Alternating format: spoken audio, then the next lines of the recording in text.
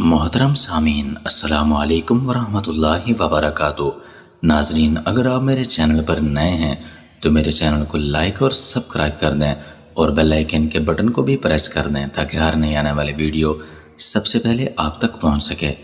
آج کا ہمارا ٹاپک بیوٹی ٹپس ہے۔ صاف اور ملائم جلد کے لیے 2 بادام گرائنڈ کر لیں، اس میں تھوڑا سا لیموں کا رس اور شہد ملائیں۔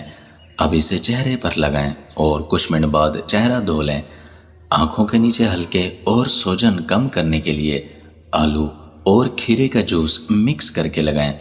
چہرے سے دانے اور کیل مہاسے ختم کرنے کے لیے میتھی کے پتے کو گرائنڈ کر کے اس میں لیموں کا رس مکس کر کے لگائیں۔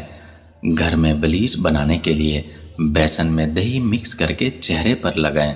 میک اپ کرتے وقت بلیوش کا وہ رنگ استعمال کریں جس کا رنگ آپ کے لپسٹک کے رنگ سے بالکل ہی ملتا جلتا ہو۔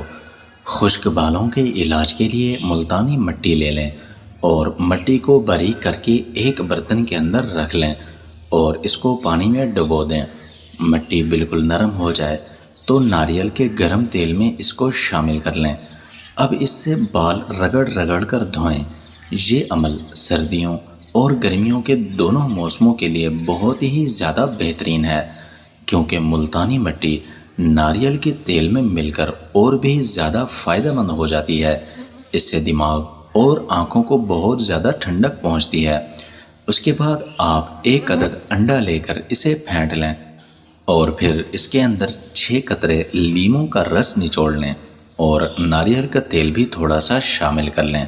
اب اس محلول سے سر کا مساج کریں، جڑوں میں ہلکے ہلکے لگائیں اور آدھے گھنٹے تک اپنے ہاتھوں سے مالش کرتے رہیں۔